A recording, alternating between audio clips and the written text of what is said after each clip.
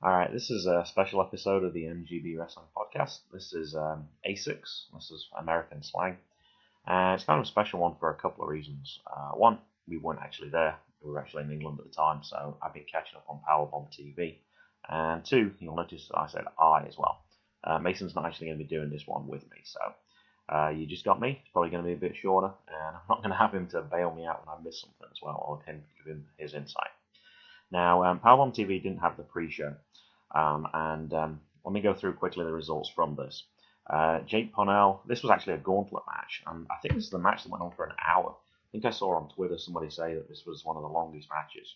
Perhaps not quite that long. Jake Parnell was first in, and he was with Mikey Banker, and Jake actually beat 5 people. He beat Mikey, Graham Bell, Lucas Calhoun, Jake Garvin, and Gary J. Then John Kerman submitted Jake Parnell. Savage Gentleman pinned John Kerman. Steve Manders pinned the Savage Gentleman. Bobby Shields defeated Steve Manders. Isaiah Frazier defeated Bobby Shields. Alex James defeated Isaiah Frazier.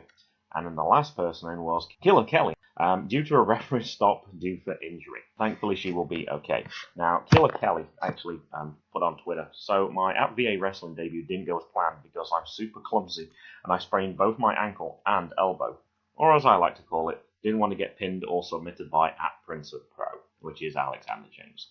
Thank you so much for the amazing reception, even though I wasn't announced. She also went on to tweet a little bit later, by the way guys, I'm fine, I just need some days to rest and I'll be okay to wrestle next weekend. Also, thank you at VA Wrestling for having me, you guys are great and I definitely want to be back. And that was fairly early as well, that was from like 10:42 PM it says.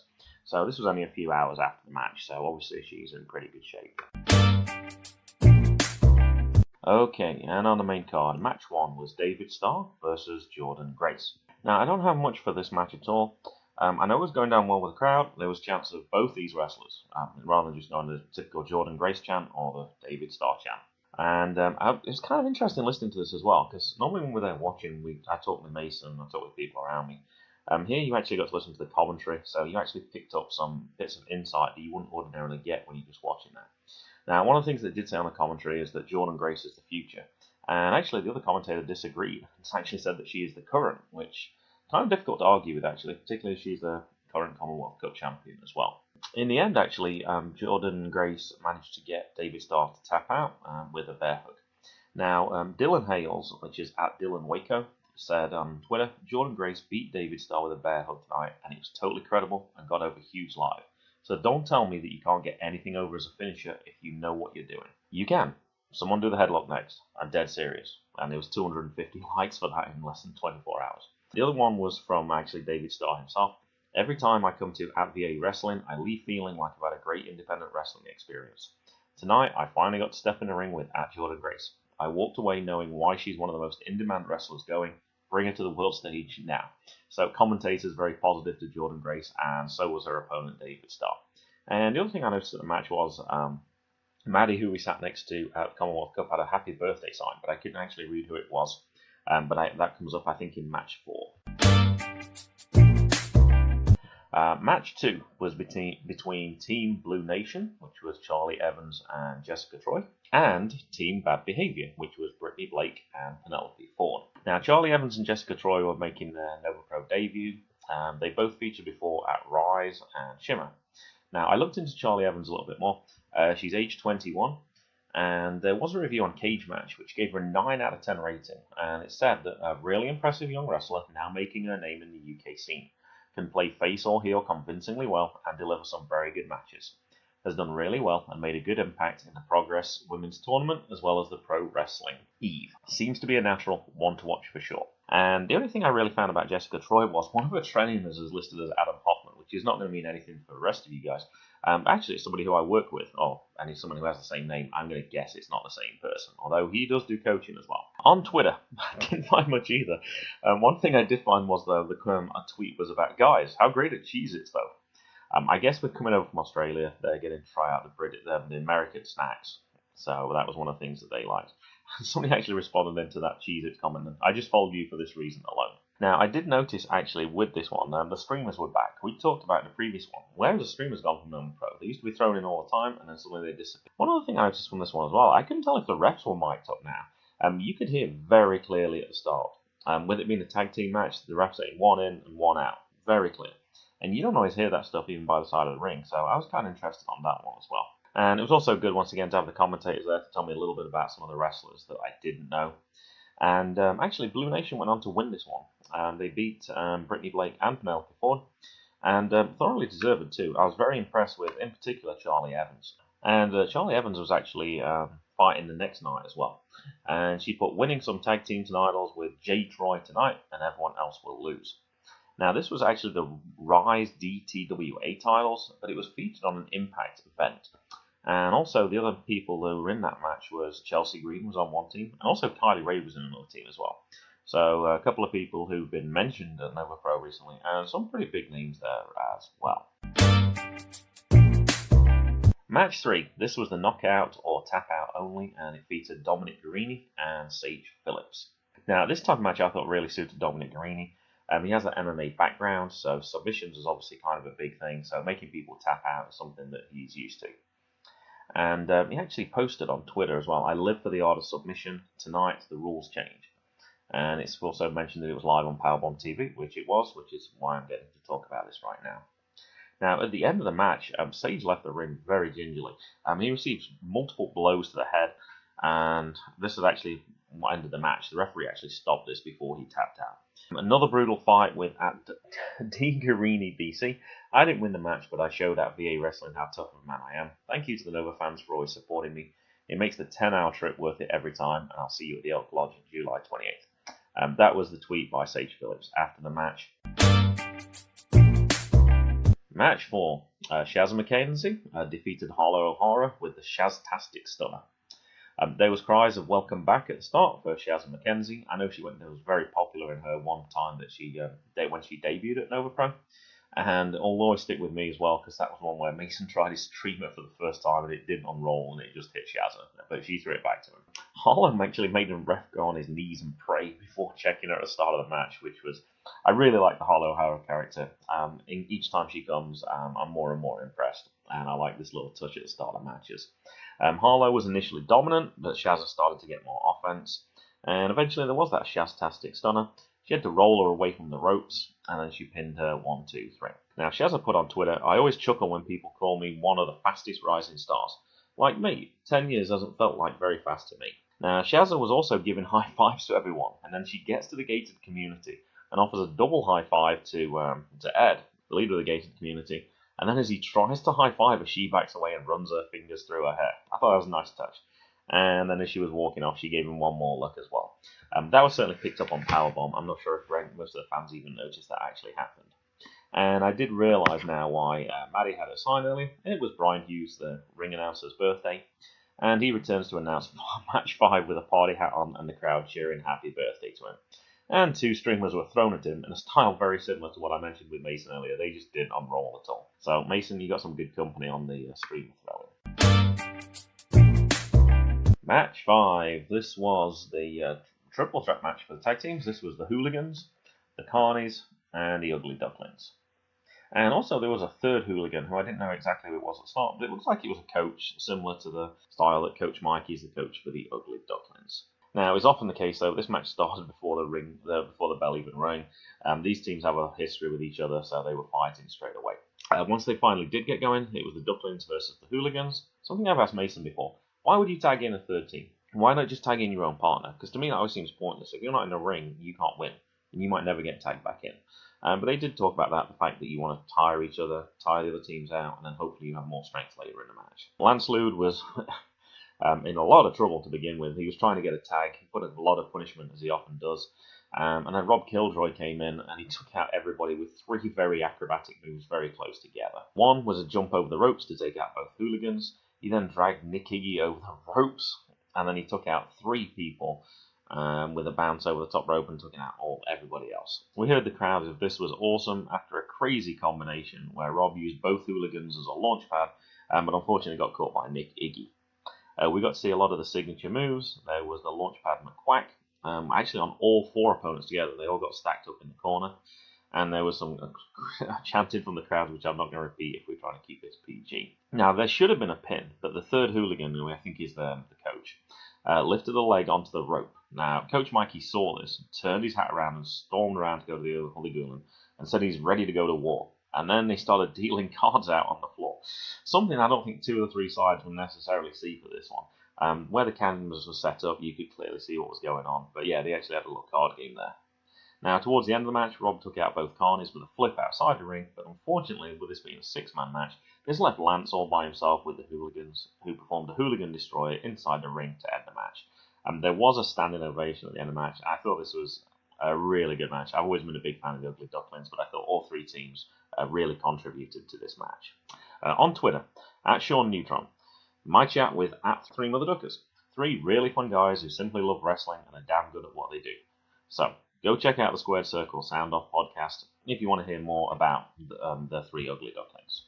Intermission was announced, and it actually faded to black, and it started talking about some of the other matches that were coming up. But then, Bo Crockett and Jake Hollister were seen in the ring attacking the Carnies.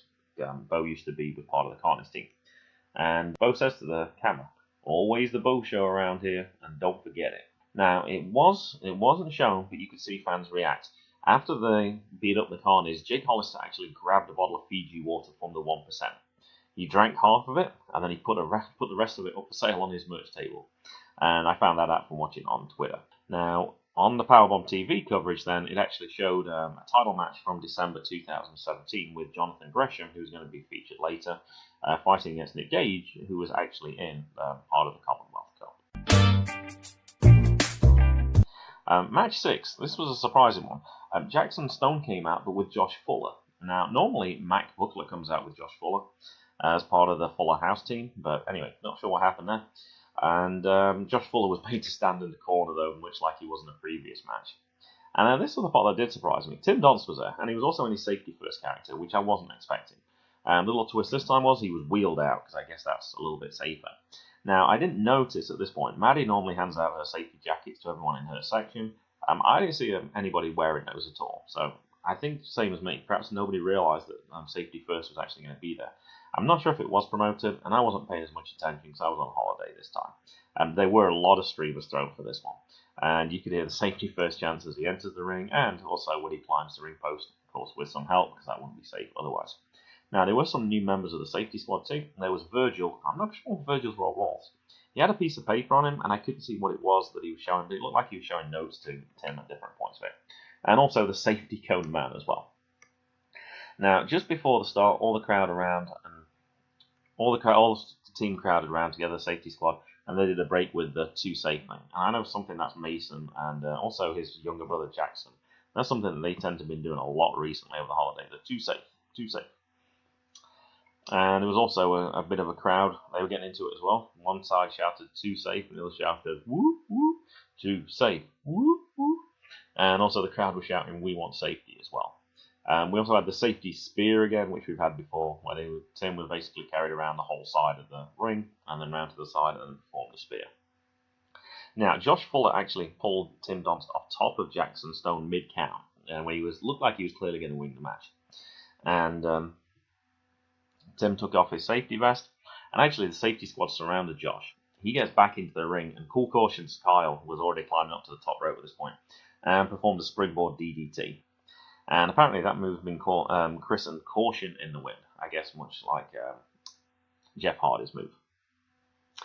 Then, after that, this was probably my favourite moment of the whole of the event. He went on to imitate Scotty 2 Hardy with the worm, except instead of spelling out worm, he spelled out cool. C-O-O-L.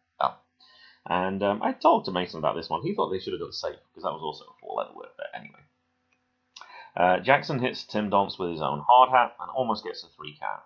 There's then a pile driver and a 1-2-3, and Tim Donst defeats Jackson Stone with the safety last. And this is the last time we're going to see Tim Donst for a little bit, or safety first Tim Donst, I should say. His next match is against Nick Gage, and he's going to go back to his former character, but we are told that we'll see safety first again later in the year. Match 7, Faye Jackson and Deonna Purrazzo. Now, we were kind of disappointed we were going to miss this one. We knew this was Deonna Purrazzo's last match. It was partly organised by the gated community, and they made a special card as part of her being her last event. And we've been collecting those cards, and we were worried we weren't going to get one. And we certainly weren't going to be able to get it signed. And all this card so far been personalised to Mason. Anyway, I know we managed to get that card. The gated community managed to organise that for us. And we're going to pick that up at the next event. Now, as usual, the ref did his normal checks on Faye. And at this point, it rains money. Now, we've seen this happen once before at Nova Pro, but it didn't look like there's a lot more money this time. There must have been $20 to $30 bills there. Faye starts to pick it up and puts them down the top, but gives the ref the rest. Deanna takes some of that money as well and does the same thing, and then they put the rest of the money in the ref's pockets. He finally does his test, and then he puts $1 there as well. Ha ha ha. Alright, we'll leave that at that. Now, Faye actually said on Twitter later, "Y'all can do this at any show I'm at, by the way, and I won't be mad." Now, Deanna worked on Faye's arm for a lot of this match as well. Faye Jackson was battering into Deanna Prazo. Deanna Prazo was trying to get her arm bar, which is her signature move, but Faye Jackson actually rolled her up for a near 3 count. And she actually finished the match with a drop it like it's hot, and then they went to get some champagne from the 1%. Now, Deanna tweeted later, "Long weekend spent with girls who you respect and admire are my favourite weekends. Thankful to surround myself with some of the best." And also she tweeted as well a little bit later, I think this was the next day, "Can airports build gyms? Police delays could be productive." And having just come back through airports where we had to wait for quite a while, I know that's something that my wife was concerned about. Would we get to the gym? And so that was something that she would definitely agree with Deanna for on that one. Match 8. Logan Easton Lareau with Stokely Hathaway defeated Jonathan Gresham. Now, Logan comes in, followed by Stokely Hathaway, and the crowd starts chanting, "You both suck." And there was also a lot of boos. And Stokely announces 3 things that had to change. 1, Jonathan Gresham had to be out of the Dream Team. 2, Fred Yehai was in the Dream Team. And 3, he'd worked on the fact of the Dream Team and a gated community collaboration, so this was the new twist for this one. And also Stokely says, "Good luck on your first night with me." And he offers a fist bump, but Logan grabs his fist. And the look on Stokely's face was great. He looked very perplexed for this. Now, I noticed Logan on this one, he looked far more like a traditional heel on this one. In previous matches, he's been a little bit whiny, I think. But he had a mean side to him in this one. And it was kind of interesting to see the development in his character too. Jonathan Gresham, I'm more and more impressed with him every time I see him. I thought he was really good. Now, at Dylan Waco, who we mentioned earlier, tweeted, "LMAO at Powerbomb cameras catching at Stokely Hathaway trying to lobby at Ed_Dow for some liquor mid-match. Hashtag American Slang." And he responds, "My bad." So, yeah, there was drinks being handed out. There was some being handed out in the previous match, and they was trying to get some in this match too.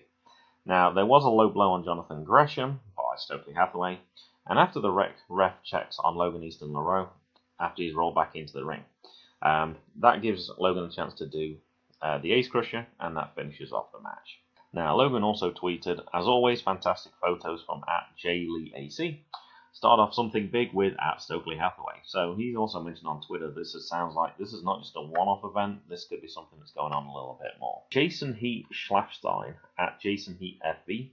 He retweeted, "Another day, gotta give him hell. Book @Logan Lareau. Dude goes toe-to-toe with guys like Gresham and Hot Sauce and holds his own because he's that good.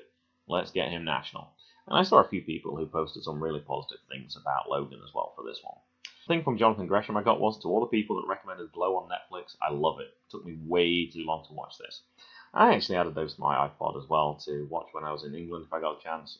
I never got the chance, which was a good thing. So that's probably going to inspire me to try and watch it a little bit more. Actually, I think I watched the first 10 minutes while I was waiting at the airport, and that's as far as I ever got for this one.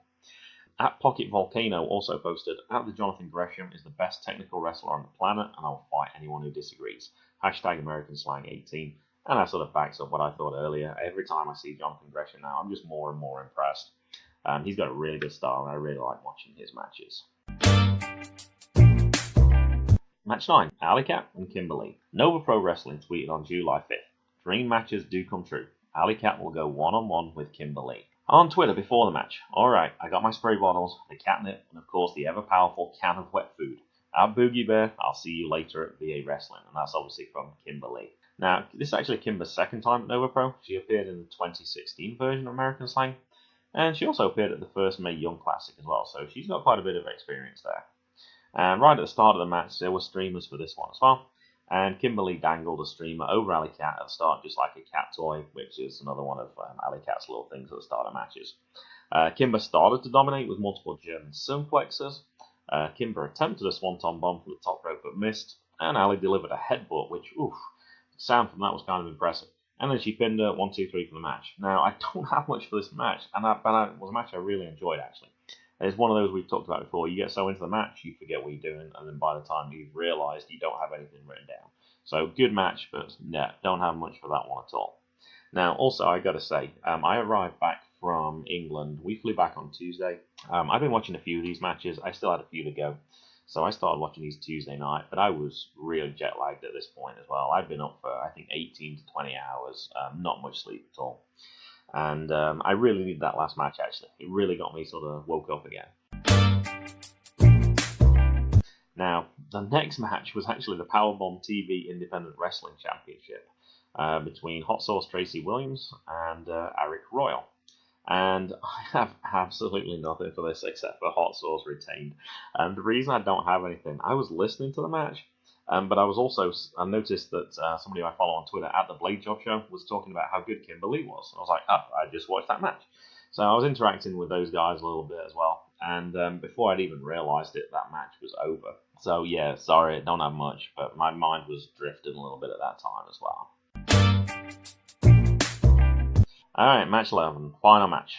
Homicide and Wheeler Yuta again. So after they had their semi-final match at the Commonwealth Cup, which Wheeler won controversially on a very quick count, which looked like Homicide escaped after 2, and then Homicide attacking Wheeler after he won the Community Cup, they got their rematch. Noticeable thing about this was Yuta started really quick for this one. He was really fired up for this, and pretty quickly on the outside he set up 5 chairs, and he tried to suplex Homicide onto them, but he reversed it.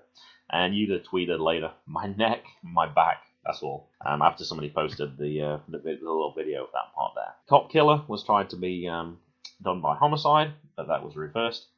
And also the Wheeler Bomb, but it was a kick out of 2.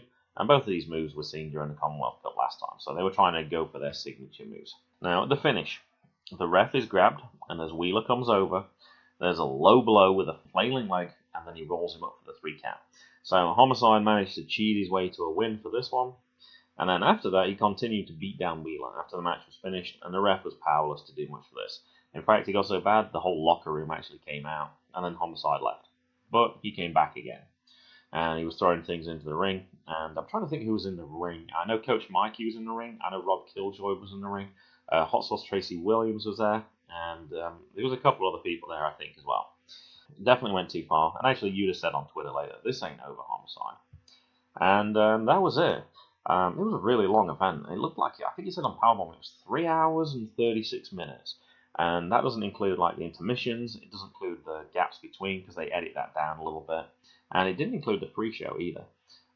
Very positive response on Twitter from what I've seen. Some really good matches. I watched, like I said, over several days. Those last few I probably didn't give as much concentration to as I should for such big matches. But I want to make sure I get everything up. And I want to make sure I could try and release at least something at the last one. I know this is nowhere near as good as the other episodes. I didn't want a gap though that went A5 and A7. So I just wanted to put a little something out there. And at least we get the results there. And it is what it is for this one. This is going to be under 30 minutes, and I'm certainly hoping by next time I'll have Mason with me, and then we can get back to our normal standard for A7, which is actually only I think it's only 2 weeks' time, I think it is, or probably about 2.5 weeks' time, at a new location, the Elks Lodge. And I think it's actually called Harlem Nights, this one as well. So keep a lookout for this one.